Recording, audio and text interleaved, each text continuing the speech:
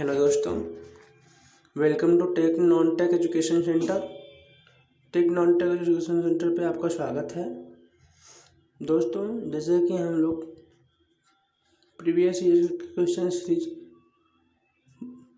पर डिस्कस कर रहे हैं। डेली सुबह प्रीवियस ईयर का question series electronics engineering and electrical engineering के लिए हम लोग previous year question paper discuss कर रहे हैं। तो उस को हम लोग आगे बढ़ाते हुए हम लोग आज फिर वही क्वेश्चन लेके आए हैं। चलिए डिस्कस करते हैं। इससे पहले हम आपको ये कहेंगे कि अगर आप हमारे चैनल पर पहली बार आए हैं तो हमारे चैनल को सब्सक्राइब करें, शेयर करें, लाइक करना ना भूलें। हमारे इस चैनल पे daily current affair, daily newspaper और इलेक्ट्रॉनिक्स इंजीनियरिंग के लिए और इलेक्ट्रिकल इंजीनियरिंग के लिए डिजिटल इलेक्ट्रॉनिक्स का चैप्टर टॉपिक वाइज पढ़ाया जाता है। तो दोस्तों, अगर आप हमारे डिजिटल इलेक्ट्रॉनिक्स के चैप्टर्स को नहीं देखे हैं तो प्लीज़ आप हमारे चैनल पर जाएं और उन वीडियो को ज़रूर देखें और अपने कॉन्सेप्ट को क्लियर करें। दोस्तों, और भी किसी टॉपिक पे आपको वीडियो चाहिए तो उसको कमेंट में आप ज़रूर लिखें। आपके लिए प्रयास करेंगे और चीज़ ज़रूर आपको ला कर देंगे। चलिए दोस्तों, हम आपको ये बताते हैं कि हमारे इस चैनल पे DRDO, इसरो, LMRC, DMRC इन सभी चीज़ों की टेक्निकल की इलेक्ट्रॉनिक इंजीनियरिंग की तैयारी कराई जाती है। तो दोस्तों, आप हमारे इस चैनल को सब्सक्राइब करके और हमारे टॉपिक वाइज चैप्टर को देख करके आप अपनी तैयारी को बेहतर बना सकते हैं। और हम डेली सुबह प्रीवियस ईयर के क्वेश्चन पेपर डिस्कस करते हैं ताकि हमें पता चले कि किस लेवल के पेपर एग्जाम में आते हैं। चलिए दोस्तों, हम लोग क्वेश्चन चालू करते हैं। क्वेश्चन है, the first page that you normally view at a website.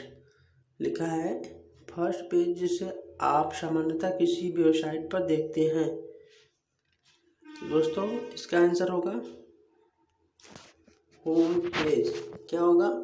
Home page. कैसे दोस्तों?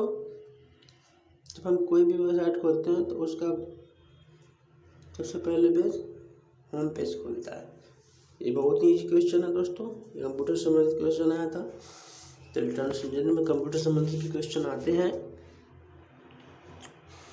तो इन सब क्वेश्चन जरूर आप याद कर लीजिए, समझ लीजिए। नेक्स्ट क्वेश्चन चलते हैं दोस्तों। अगला क्वेश्चन है, रिले का उपयोग के लिए करते हैं। लिखा है ये रिले इज यूज्ड। ऑप्शन है सेंस द फॉल्ट,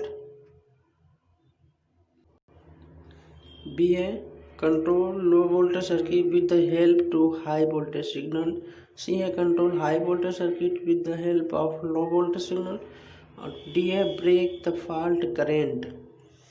तो दोस्तों, इसका ऑप्शन क्या है? सी सही है। रिले का उपयोग निम्न वोल्टेज सिग्नल की मदद से उच्च वोल्टेज सर्किट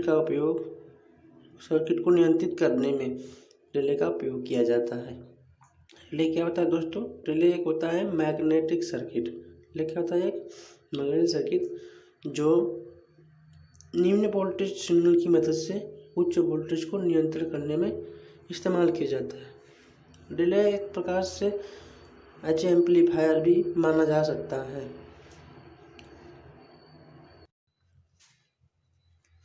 देखिए दोस्तों, ये रिले है।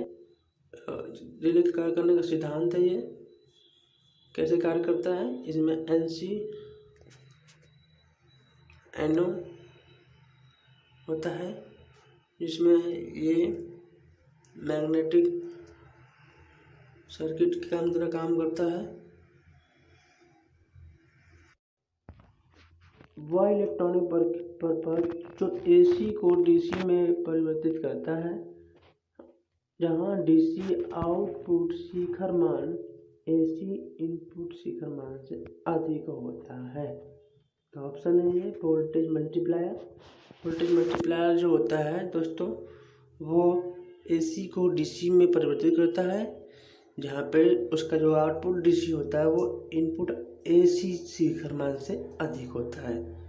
दोस्तों हम आपका प्रीवियस ईयर का क्वेश्चन पेपर इसलिए कराते हैं ताकि आपको पता चले कि टेक्निकल में इलेक्ट्रॉनिक जेई में क्वेश्चन किस लेवल के आते हैं और हमारी तैयारी किस लेवल की है। दोस्तों जो क्वेश्चन समझाने योग्य होगा उसे ज़रूर समझाएंगे, और जो क्वेश्चन सिर्फ याद करने योग्य है उसे आप ज़रूर याद कर लीजिए और अपने नोट्स पे ज़रूर नोट कर लीजिए। क्वेश्चन बहुत ही सिंपल भी और थोड़ा लेवल हाई भी क्वेश्चन आते हैं। जो सिंपल क्वेश्चन होते हैं उन्हें ये ना समझिए कि ये क्वेश्चन नहीं आएंगे, ये क्वेश्चन आए हुए हैं, एक भी क्वेश्चन इसमें फर्जी नहीं है। तो दोस्तों चलिए अगला क्वेश्चन पढ़ते हैं। What is the process of designing more than 100 gates of a single chip. देखिए दोस्तों कितना ही सिंपल क्वेश्चन है। आरआरबी जेई में आया हुआ था इलेक्ट्रॉनिक्स इंजीनियरिंग के कि सिंगल चिप पर 100 से अधिक गेट डिजाइन करने की प्रक्रिया कौन सी होती है। ऑप्शन है एमएसआई, ऑप्शन है एक ऑप्शन है एसएसआई, ऑप्शन सी है एलएसआई, ऑप्शन डी है वीएलएसआई। तो दोस्तों इसमें लिखा है एलएसआई जो है वो ऑप्शन सी है, वो सही है। क्वेश्चन का इस आंसर सही है एलएसआई। तो एमएसआई, एलएसआई, एसएसआई और वीएलएसआई। तो एलएसआई का मतलब होता है लार्ज, और वीएलएसआई का मतलब वेरी लार्ज, एसएसआई का मतलब होता है स्मॉल और एमएसआई का होता है मीडियम। फुल फॉर्म बता रहे थे मतलब शॉर्टकट में। तो 100 से अधिक गेट डिजाइन करने की प्रक्रिया जो होती है वो एलएसआई होती है।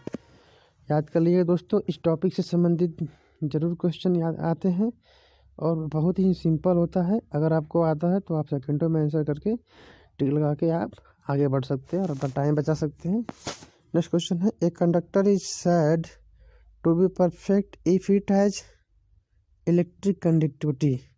कह रहा है एक चालक को पूर्ण चालक कहा जाता है जब इसमें विद्युत चालकता होती है।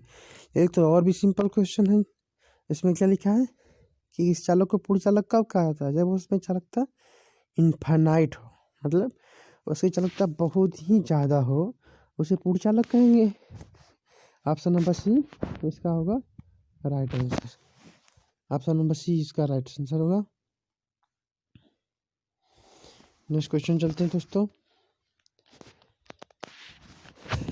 ये ना समझिएगा कि बहुत ही सिंपल क्वेश्चन है दोस्तों। ये आरआरबी जेई में इलेक्ट्रॉनिक्स इंजीनियरिंग पेपर में 31/8/2019 में आया हुआ है। चलो दोस्तों आगे चलते हैं नेक्स्ट क्वेश्चन पे।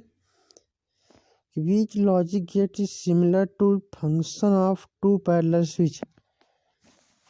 ये क्वेश्चन दोस्तों बहुत ही इंपॉर्टेंट है, इसमें समझाने लायक है। देखिए दोस्तों क्या कहा है कि किस लॉजिक गेट की कार्यप्रणाली दो समानांतर स्विच के समान होता है। इसका ऑप्शन दोस्तों आंसर है और गेट। क्या है आंसर? और गेट। देखिए दोस्तों कैसे है और गेट, समझते हैं दोस्तों।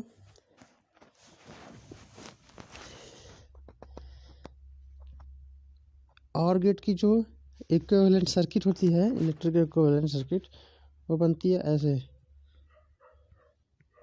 एक स्विच ऐसे और एक स्विच ऐसे, और ये होती है ऐसे, जो होती है ऐसे,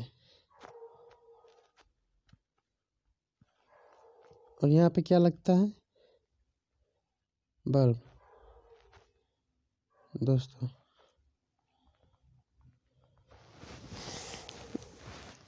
और ये है ए और ये है बी। दोस्तों ये ए है और ये बी है। तो दोस्तों ये स्विच कब जलेगा? जब अगर A = 1 है और B = 0 है तो भी ये स्विच जलेंगे, और अगर A = 0 है और B = 1 है तो भी ये स्विच जलेंगे। यानी कि अगर इसमें से एक सर्किट ओपन है और एक सर्किट शॉर्ट सर्किट है, क्लोज है, तो भी ये लाइट जलेगी। तो ये दोस्तों जो OR गेट का इलेक्ट्रिक इक्विवेलेंट सर्किट होता है वो होता है दो समानांतर स्विच के समान, दो स्विच की तरह काम करता है। एक स्विच ये और एक स्विच ये। दोस्तों ये बल्ब किस अवस्था में नहीं जलेगी? तो ये दोस्तों ये है जब A = 0 और B = 0, दोनों पे 0 हुआ तो ये दोनों सर्किट ओपन सर्किट की तरह कार्य करेंगे। कैसा करेंगे? ओपन सर्किट की तरह कार्य करेंगे। दोस्तों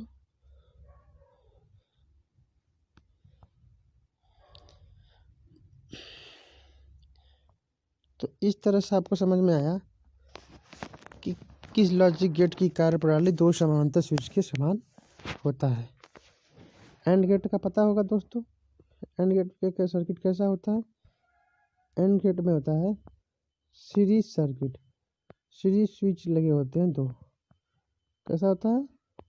सीरीज स्विच लगे होते हैं और इसमें बल्ब एक ही अवस्था में बस जलता है। कौन सी अवस्था में? जब A = 1 और B = 1, यानी दोनों इनपुट हाई होने पर ही ये बल्ब जलेगी, अन्यथा बाकी सभी अवस्था में ये लाइट नहीं जलेगी। क्यों नहीं जलेगी? क्योंकि ये सीरीज सर्किट है। सीरीज में अगर एक ओपन सर्किट हो गया तो ये सर्किट पूर्ण नहीं होगी और ये जलेगा नहीं। अगर ये ओपन है और ये अगर क्लोज है,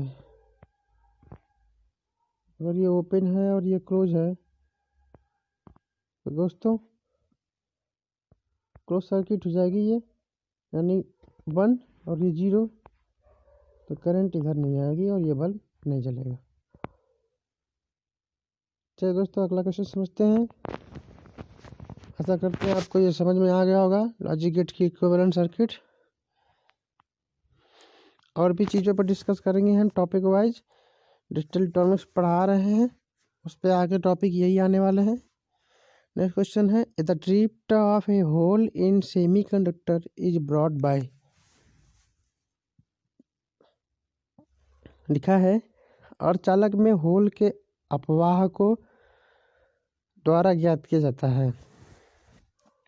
अर्धचालक में जो होल होते हैं उनके जो फ्लो करने की जो ड्रिफ्ट होता है, ड्रिफ्ट मतलब अपवाह बोलते हैं इलेक्ट्रॉनिक भाषा में, तो उस किसके द्वारा ज्ञात किया जाता है? तो लिखा है कि the vacancy being, option number B इसका राइट आंसर है। The vacancy being filled by a valence electron from a neighbouring atom. क्या लिखा है? फ्रॉम ए नेबरिंग एटम, पड़ोसी परमाणु से संयोजी इलेक्ट्रॉन द्वारा भरी हुई रिक्तता द्वारा ज्ञात किया जाता है इसकी ड्रिफ्टता। नेक्स्ट क्वेश्चन है इसका, देखिए इसमें दोस्तों सारे क्वेश्चन याद करने वाले हैं। जो क्वेश्चन समझाने वाले थे उसको मैंने अच्छे से समझा दिया है। दोस्तों बोलने में थोड़ा दिक्कत आ रही होगी, समझ नहीं आ रहा होगा कि मतलब यूट्यूब पे पहले मैं वीडियो नहीं बनाता था, क्लासेस नहीं लेता था, तो अभी शुरू किए हैं क्लासेस लेना यूट्यूब पे, तो थोड़ा बोलने में दिक्कत आ रही होगी, तो इसको इग्नोर करके दोस्तों सपोर्ट करिए। आपको कंटेंट एक नंबर का ला कर दिए हैं और भी अच्छे अच्छे कंटेंट आपको ला कर दिया करेंगे, प्रैक्टिस किया करेंगे प्रीवियस ईयर क्वेश्चन पेपर का। चलिए दोस्तों, nuclear field in the sun is, बहुत ही सिंपल क्वेश्चन कि सूर्य में नाभिकीय ईंधन है। बताइए दोस्तों क्या आंसर होगा। तो आप लोग सबको पता होगा सूर्य में नाभिकीय ईंधन किसकी वजह से होता है, हाइड्रोजन की वजह से। किसकी वजह से, हाइड्रोजन की वजह से। ऑप्शन नंबर सी इसका राइट आंसर होगा। और सूर्य में कौन सी क्रिया होती है एनर्जी की, तो सूर्य में होती है नाभिकीय संलयन। क्या होती है, नाभिकीय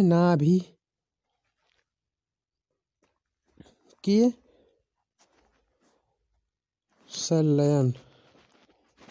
कौन सी, नाभिकीय संलयन की क्रिया होती है एनर्जी बनाने के लिए। चलो दोस्तों नेक्स्ट क्वेश्चन चलते हैं। In case of amplifiers which coupling gives the highest gain. बहुत ही इम्पोर्टेंट क्वेश्चन है दोस्तों, इसको जरूर आप अपने कॉपी पर नोट कर लीजिएगा। जरूर ध्यान से सुनिए कि in case of amplifier which coupling gives the highest gain. लिखा है एम्पलीफायर के मामले में कौन सा कपलिंग सबसे अधिक गेन देता है। दोस्तों ऑप्शन है पहला रेजिस्टेंस कपलिंग, बी ऑप्शन है ट्रांसफार्मर कपलिंग, सी ऑप्शन है इम्पीडेंस कपलिंग और डी ऑप्शन है कैपेसिटेंस कपलिंग। दोस्तों आप बताइए इसका आंसर क्या होगा।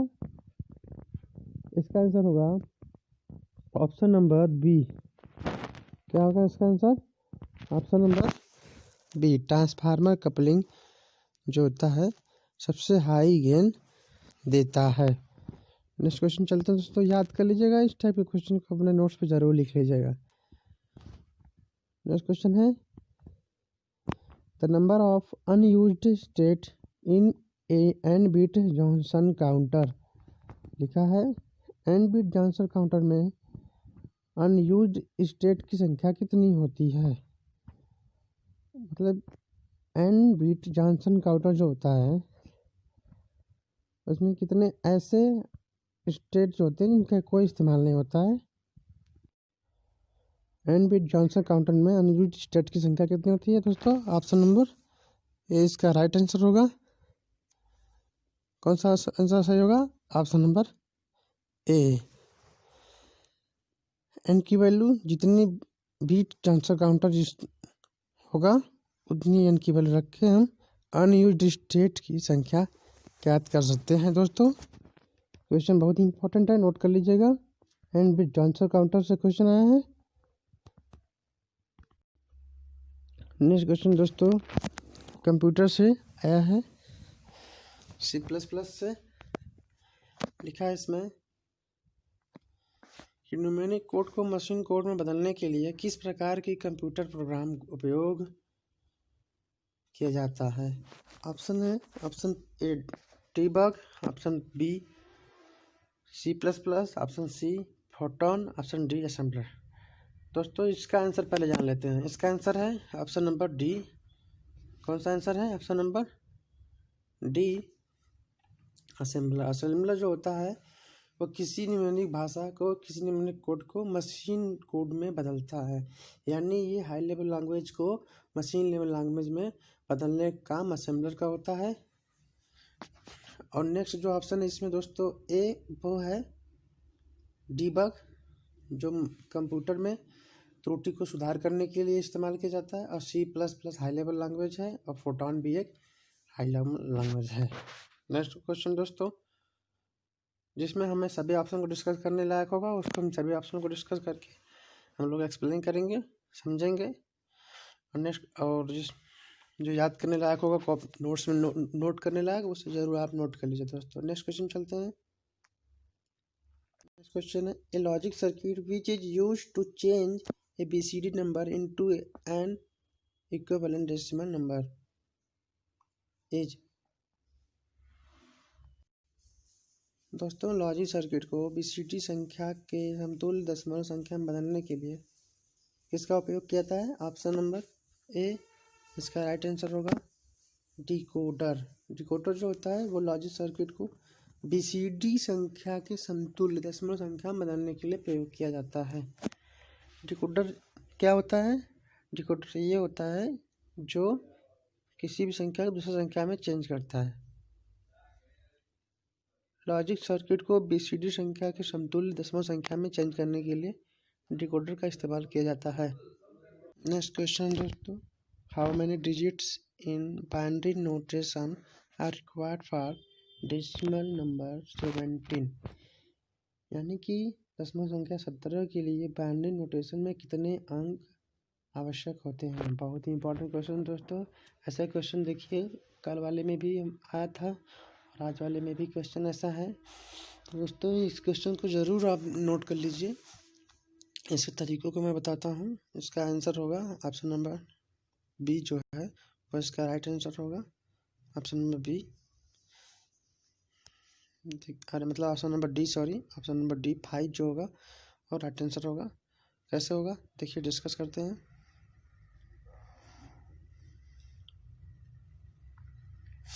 देखिए दोस्तों, 2n का इस्तेमाल करेंगे, लेकिन देखिए दोस्तों कैसे कि जब हम 2 करते हैं तो कितना आता है 4, यानी कि इसमें मैक्सिमम 4 डिजिट बाइनरी नोटेशन दिखा सकते हैं। और अगर हम 2 करते हैं तो कितना मैक्सिमम बाइनरी नोटेशन दिखा सकते हैं 8। और अगर हम 4 करते हैं तो हम लोग 16 बाइनरी नोटेशन दिखा सकते हैं मैक्सिमम। लेकिन हमें चाहिए 17 बाइनरी नोटेशन दिखाना है, डेसिमल नंबर को दिखाना है। उसके लिए हमें कितना चाहिए 4 से ज़्यादा, यानी 5 यानी कि 32। हम लोग 32 यानी 5 डिजिट से 32 बाइनरी नोटेशन दिखा सकते हैं। लेकिन 4 से सिर्फ 16, हमें कितने चाहिए 17 के लिए दोस्तों 2 इक्वल टू 32 में 17 दिखा सकते हैं, इसलिए n इक्वल टू जो है 5 इसका आंसर ऑप्शन नंबर डी, यानी 5 डिजिट होगा इसका आंसर। नेक्स्ट क्वेश्चन है, इनमें से कौन से प्रकार का इंटरनेट वर्किंग नहीं है।